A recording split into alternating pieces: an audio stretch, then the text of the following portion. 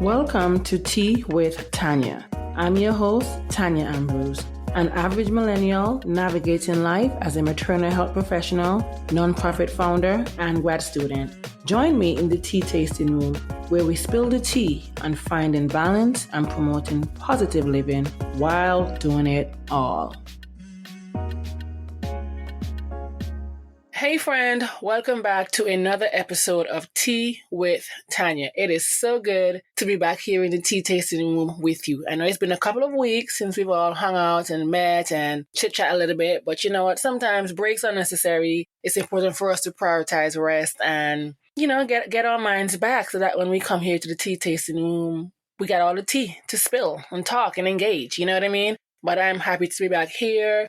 A little life update, nothing too special, but I actually went on a vacation with my family. Went on a cruise to Mexico and the Bahamas, so that was amazing. But what wasn't amazing was me coming back being sick. Your girl was down and out for like at least 2.5 weeks. I'm talking to you now in the tea tasting room, operating at a good 90%. I don't feel like I'm back to my full 100% yet, but nevertheless, your girl is pushing through and taking it one moment at a time. We are approaching week 4 of grad school. Like I am literally in my last year of grad school. So come May 2025, your girl will be graduating. I am so looking forward to that. There's so many opportunities awaiting. There's so many opportunities that has presented itself thus far this semester as it relates to my school and the things that I'm trying to do. There's so many opportunities happening for my nonprofit Scrub Life Care. So even though I took a little break from the tea tasting room, the work hasn't stopped.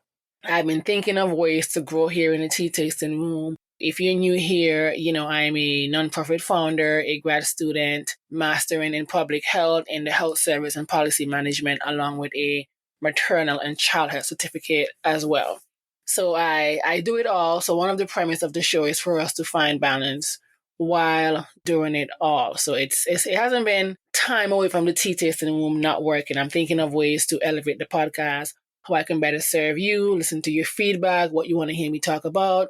If you notice there's a new cover art, let me know what you think about that. But I've just been really tapping into what my heart has been telling me. I attended a small island developing state conference back in May. And something about that conference just reignited a passion that I didn't even realize started to dwindle. And it's not that it was dwindling, it's just that when you try to appease to everyone, but one of the reasons why I started the podcast was for me to create or bring public health stories or talk about our health and wellness from a public hand or through a public health lens and just have amazing guests so that we can continue to understand more about our body in a fun and engaging way, but also how we can elevate and just transform every aspect of our lives. So I'm so happy to be back here to bring you amazing content, amazing guests, all that jazz. So the tea gonna be teeing the next couple of episodes, the next couple of months as we continue to grow and elevate. And I cannot grow and continue to elevate without the support of you. So I definitely want to thank you, my friend, for supporting me throughout the years. If you're a new listener, welcome, welcome, welcome. Thank you. And I hope you take this crazy ride with me here in the tea tasting room. So the tea of the week, because I've been sent so many teas over the summer that I'm still trying to figure out how I'm going to package them. I went to TJ Maxx a couple of days ago and bought me a tea storage situation because the tea is just tea and I need to make sure that I'm organized. You know what I mean? But the tea of the week is a Smoky Earl Grey. And that's all the way from England, first of all. But it has an acquired taste to me. It's just like the regular Earl Grey, but something about it just tastes a little bit like tingly for me. But I'll post a link to where you can get that. But it's a Smoky Earl Grey tea, which is the tea of the week because I'm trying to get into the season and the fall. So that smokiness just, to me, screams fall, okay? And something else that I want to introduce to the podcast as we hear in the tea tasting room is I'm trying to sing. We have the tea of the week and then we're going to have the health tea of the week, or of the month rather, because I don't know if I can keep up every week with you, giving you a health tea of the week. I'll see how that goes, but you let me know if you want a health tea or health tea of the month or health tea or tip of the week. But September is a very busy month, especially when you're a nonprofit founder working in the reproductive health space. There's so many things happening in September, but what I want us to focus on is that the health tea of the month is that September is Sexual Health Awareness Month. And according to the World Health Organization, sexual health requires a positive and respectful approach to sexuality and sexual relationships, as well as the possibility of having pleasurable and safe sexual experiences free of coercion, discrimination, and violence. So definitely do some more research as it relates to what sexual health is and why we're bringing awareness to that in September. There's so many things happening in September, but I will share with you as we continue throughout the rest of the weeks of this month. All right? So, my friend, today's episode marks the beginning of a new season. And I think what better way to start than with a focus on self-care. And this September, I really want us to dive into the idea of prioritizing our health and well-being, from a mental and physical health to our emotional health, our financial and spiritual well-being. We're just going to talk about how we can really create balance in our life.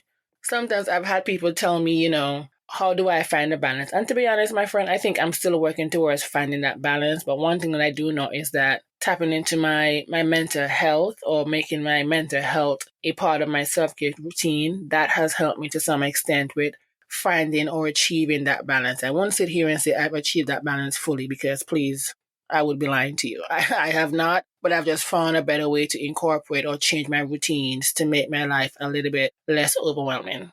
Again, every day is not going to be the same, but when we think about our mental health and self-care, mental health, as we've been taught or as we're coming to know, is that it forms the foundation of our overall well-being. It's not just about, managing our stress, but it's more so about nurturing your mind and allowing yourself time to process emotions in a healthy way.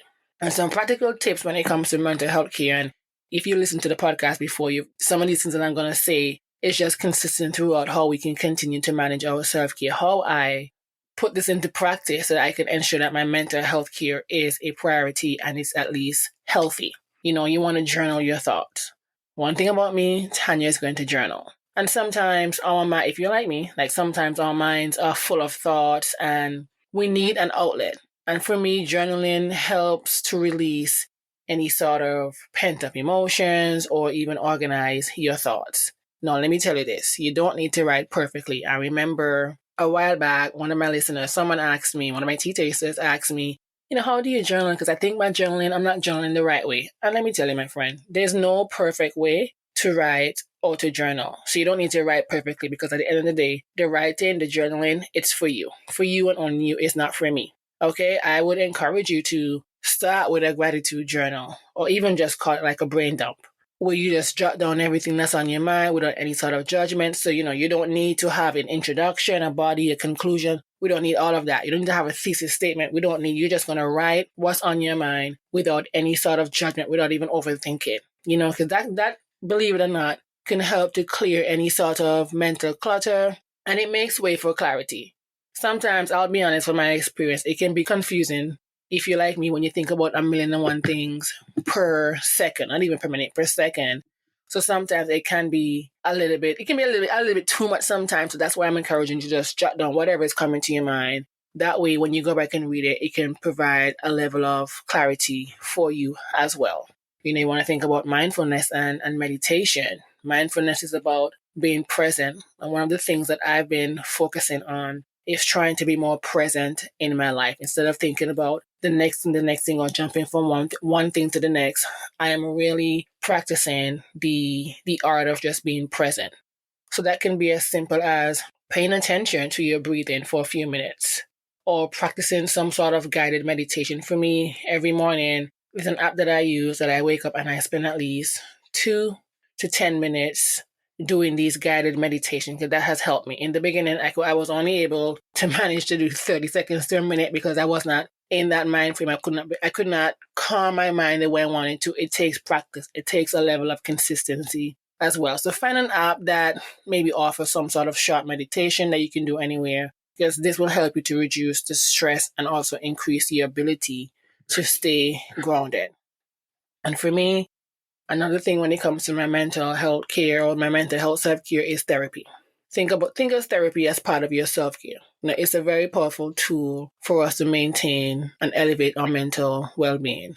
your therapy session should be able to provide a safe space to talk about your struggles and learn different coping mechanisms. If therapy, because I will be mindful here, especially as a public health person, therapy isn't going to always be easily accessible to many of us. That could be from a financial standpoint, or just where you live, or it's just not feasible for you in this phase of your life. So I would encourage you to talk to a trusted friend or family member, or even consider support groups. You don't have to go through challenges alone. Or again, you can go back to that first thing, talk about that journaling. Just write out how you're feeling, because sometimes the more we write, the more clear we can get sometimes, or we understand our thoughts or even our thinking process as well. So definitely, if you're not someone who has access to therapy, or you may not be ready, because for me, before I started therapy, I was like, no, I don't need therapy. I can just write and I can do X, Y, Z. And it's like, no, at the time, I was not ready for it then. So I relied heavily on my journaling. So I'm encouraging you again, talk to someone who you trust, who has the capacity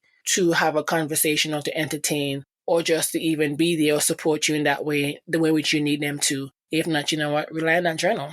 For me, I used to push through stress thinking I was being strong. Like, you could not tell me I was not Thanos or Hercules, okay? Or even Hulk. But over a period of time, I realized that, by way of my migraines, I realized that, my true strength comes from acknowledging when I need help.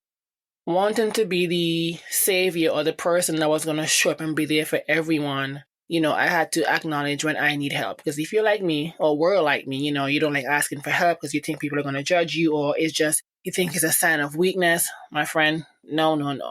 True strength comes from when you acknowledge when and where you need help. And for me, I've been fortunate and blessed enough to have siblings or close friends who I could trust and I know would support me. But it came to a point where therapy was just a game changer for me. It helped me to process my emotions and understand even how past experiences were affecting my present day mindset. And I've grown so much as a result of that. So you definitely want to, when we talk about prioritizing your health and well-being, and I know I've told you this before, I know you've probably seen and heard this before, but definitely make your mental health care, or make your mental health ideally a part of your self-care.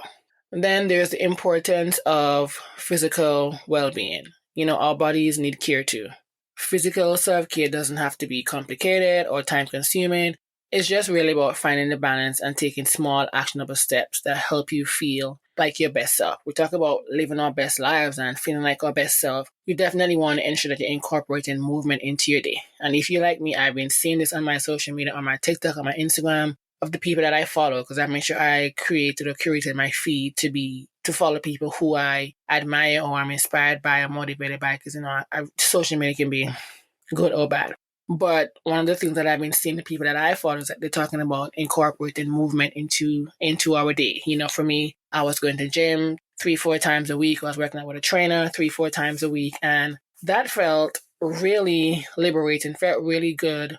Not only from a physical standpoint, but also a mental standpoint. So again, everything is connected when you think about it, Exercise doesn't have to mean like an intense gym session, my friend, or, you're not having to train for a marathon. Just start small. Simply start small. Whether it's 5 to 10 minutes of stretching in the morning to wake your body up, or, that's taking short walks throughout the day. Now the temperatures are cooling a little bit here, just a little bit. It's still warm for me, which I love, because I'm not really a winter fall girly, but I'm trying to be that, but I can't. I'm from the Caribbean. That's not going to happen. But just try to take short walks throughout the day. What I realize I've been doing now, because I haven't been actively going to the gym like I want to, that's for a number of reasons, but I'm getting back to it. Like, September is the month.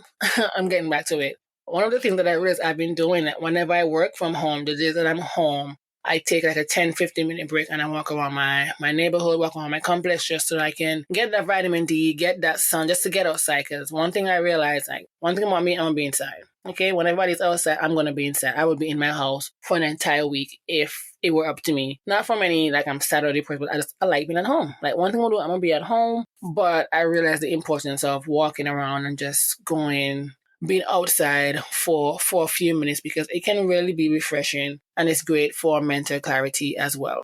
Again, if you work from home, try standing up every hour. or doing a few stretches at your desk to keep the blood flowing. We got to keep those blood flowing when it comes to our physical movement. So you want to incorporate movement into your day. If you're a gym girly and you go to the gym 4, 5, 6, 7 days in a week, and then, that's good. Teach me your ways. I'm not there. I'm still a 3 to 4 day type of girl. But for those of us who, given what phase we are in our life, just start small. Walking, going outside, stretching for 10 minutes. You'll see how much that does wonders for your not only your mental health, but for your body as well.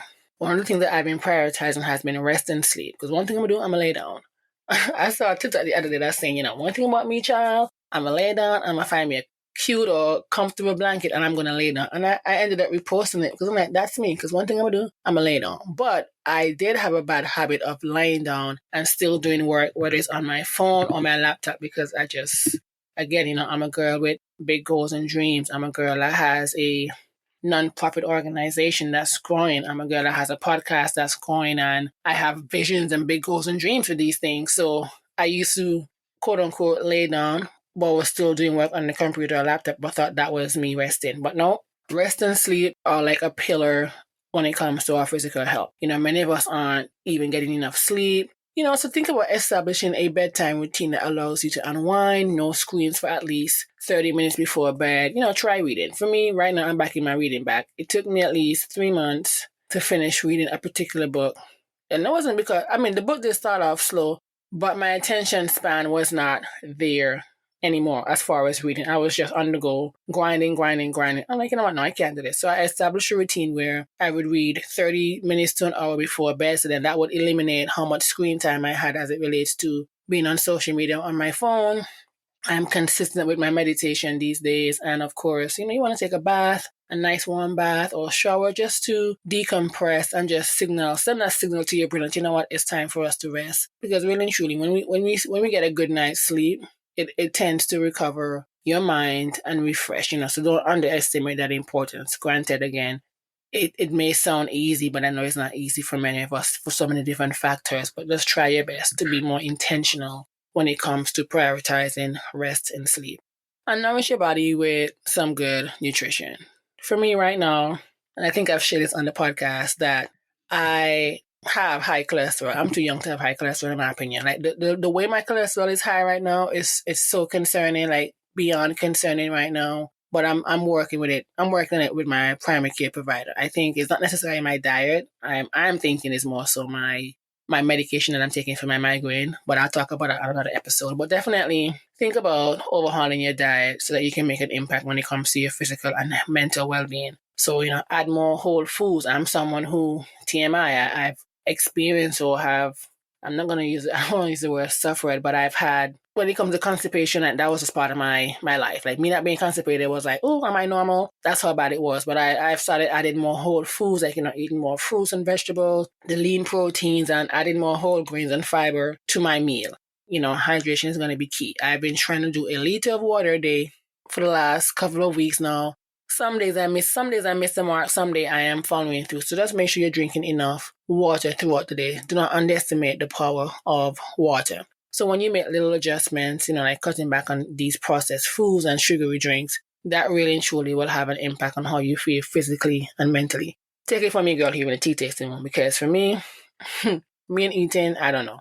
But as I improved my diet and I started drinking more water and just removing some things from my diet, I have had more energy and I've just felt better from a physical and mental standpoint. So you definitely want to incorporate these things. Because I think for me, you couldn't tell me that I thought I had to work out for like an hour every day to see results. And sometimes having that mindset in the past, that just kept me from doing anything at all. Because one thing I'm going to do, I don't have an hour to be working out or going hard, So now I just find ways that make me feel good by stretching out, like I say, going for walks or working out with my trainer when I can, but I'm not going to push myself. One thing we're not going to do is overdo it, okay? We are not going to overdo that. I want to talk about our emotional health because I've had several conversations over these last couple of months when it comes to emotional maturity or emotional health. And, understanding our emotional health it's really about understanding and processing your feelings. Many of us, sometimes we have a hard time because we weren't really given a toolbook to talk about or learn how to process our feelings. We weren't given that. So it's really about recognizing when something is off and then taking the necessary steps to address it. So rather than ignoring it or pushing through the discomfort, you definitely want to just address what's going on. So practice self-compassion. Like, we often extend kindness to others. Hello there, me. But somehow forget to show it to ourselves. Okay, me, one thing I'm going to do, I'm going to extend the most kindness to somebody. And in the past, I have often forget to show it to myself. And even sometimes to this day, as I'm talking to you right now, I still don't often show myself that kindness. And I've been working on that, actively working on that. So, when you make a mistake or feel like you're falling short, ask yourself. And that's what I've been doing recently to try to break that habit. Like, would I speak to my friend or my partner the way I'm speaking to myself right now? Absolutely not. You're going to be gassing your friend up. You're going to be gassing your girl up, gassing whoever up, giving them the more, speaking life into them. But then yet still, when it comes to you, you're so harsh on yourself. So definitely let's work on replacing negative self-talk with like positive affirmations, because these can really shift our mindset. And just tell yourself, you know what? Because my thing right now is that I'm doing the best I can. Anything, somebody say, how are you doing today, Tanya? I say, I'm doing good. No major complaints. I'm doing the best I can. Or sometimes I say it's okay to make mistakes. I mean, granted, I'll be honest, I don't want to be making mistakes. But again, it is okay to make mistakes. And then just release that idea of perfectionism, because that can be emotionally taxing. It's just too much. For me, I had to remember that, because you don't have to be perfect to be valuable. I'm going to say it again. You don't have to be perfect to be valuable. So remember that. So just set realistic expectations for yourself. Focus on the progress, not perfection, and just give yourself permission to just be. Just be human, okay?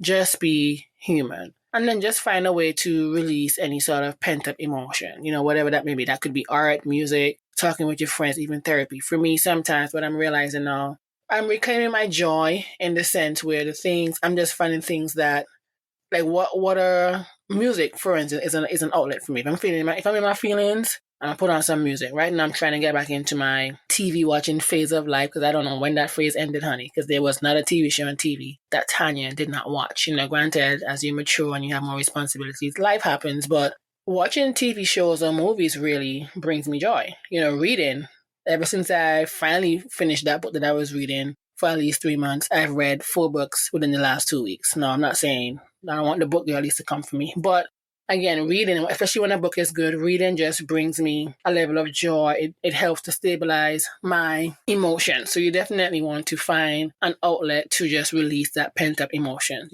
I used to strive for perfection at one point when it came to everything that I did. But then that led to burnout in 2022. That led to frustration. So now I'm just learning to let go and just do my best. Again, I'm just doing the best I can. And that has helped me to be a little bit more softer and kinder to myself, and just giving myself grace when things don't go as planned. So I hope you extend the same to yourself. Now, the next thing I want to talk about when it comes to our health and well-being is financial health. Now, I'm going to try to be as vulnerable here, because me and the word finance, we don't go together. We do not go together at all. But financial stress can affect every other aspect of your life.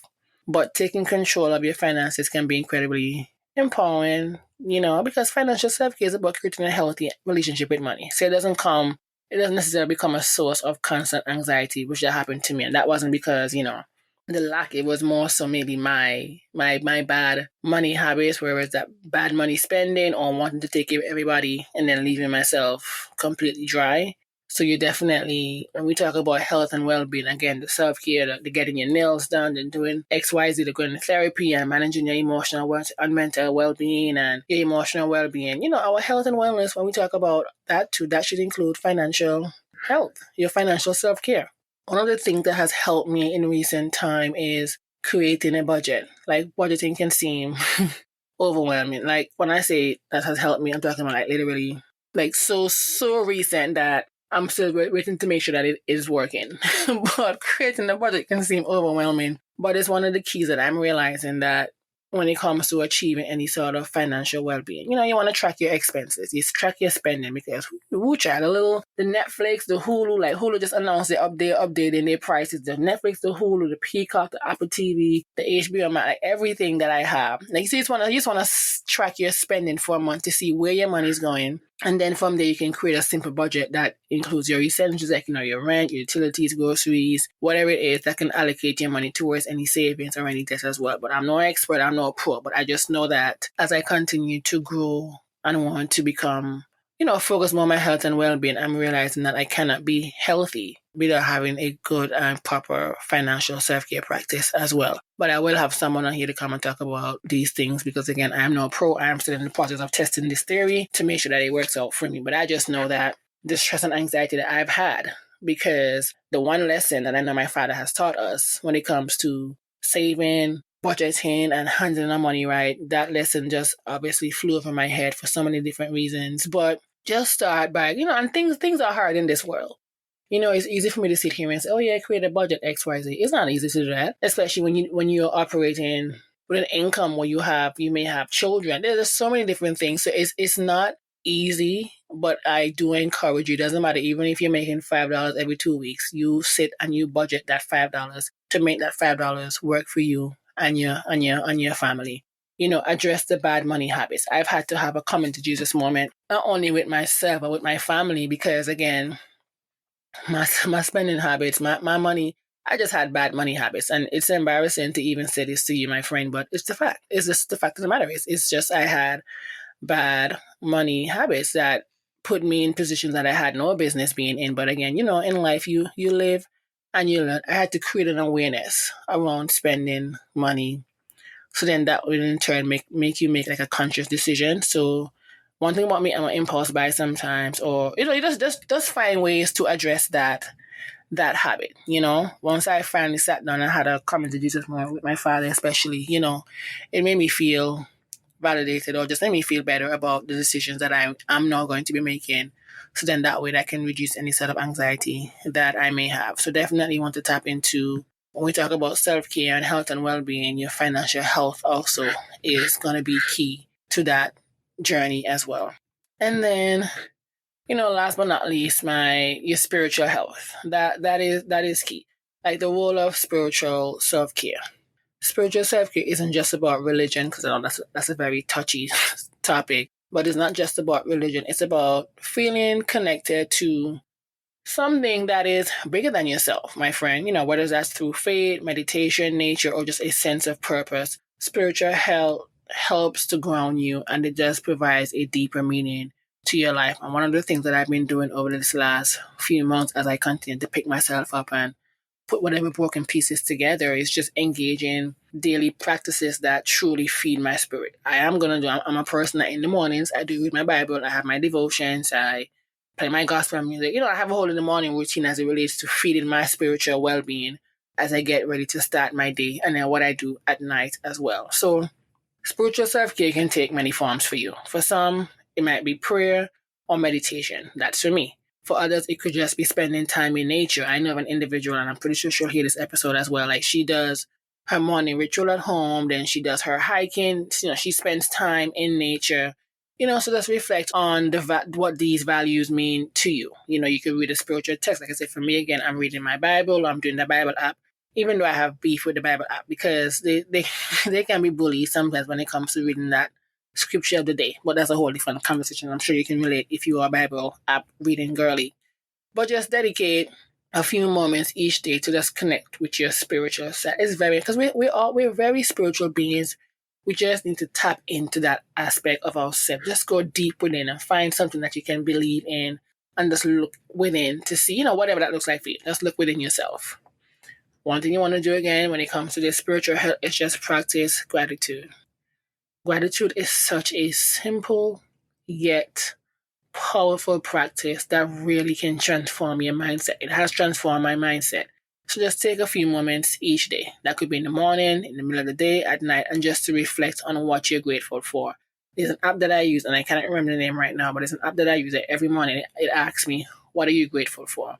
And sometimes, in the beginning, when I first started using the app, I would be basic. I'm grateful for life, food, whatever. And it's not that it's basic, because these are things that I am grateful for, but over a period of time of being consistent, I really, I just found that my mindset was shifting, so gratitude really does shift your focus from what you're lacking to what you already have. And that is, to me, a very major part of achieving any sort of spiritual well-being. So you definitely want to practice gratitude as well. And then look for community, whatever that community be. We talk about the village, that could be anything. If you find comfort in community, look for groups or organizations that align with your spiritual beliefs, and just surround yourself with like-minded individuals. Like, we underestimate the power of surrounding ourselves with like-minded individuals.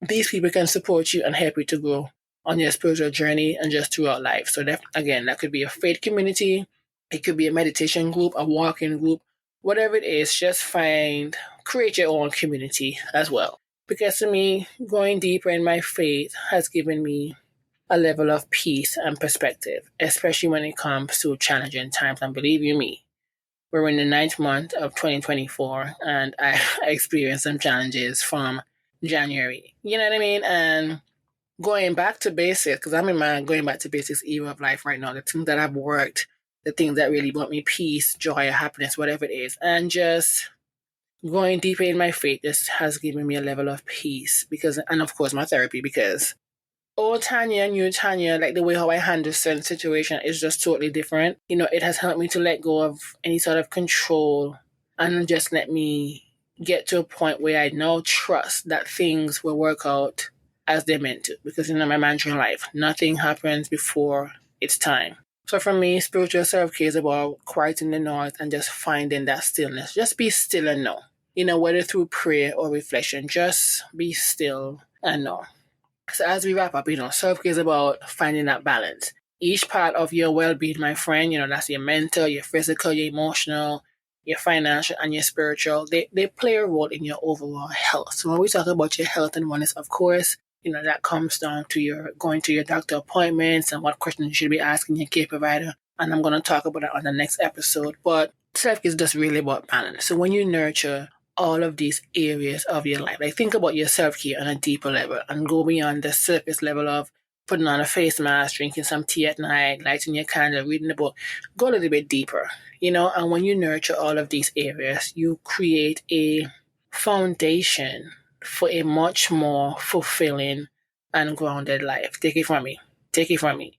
So this September, I am challenging you. This September, and let's even throughout the rest of the year as we prepare for next year, I am challenging you, my friend, to adopt one self-care practice in each area. Just one. I'm not asking for too much. Just one. It doesn't have to be anything major, life-changing.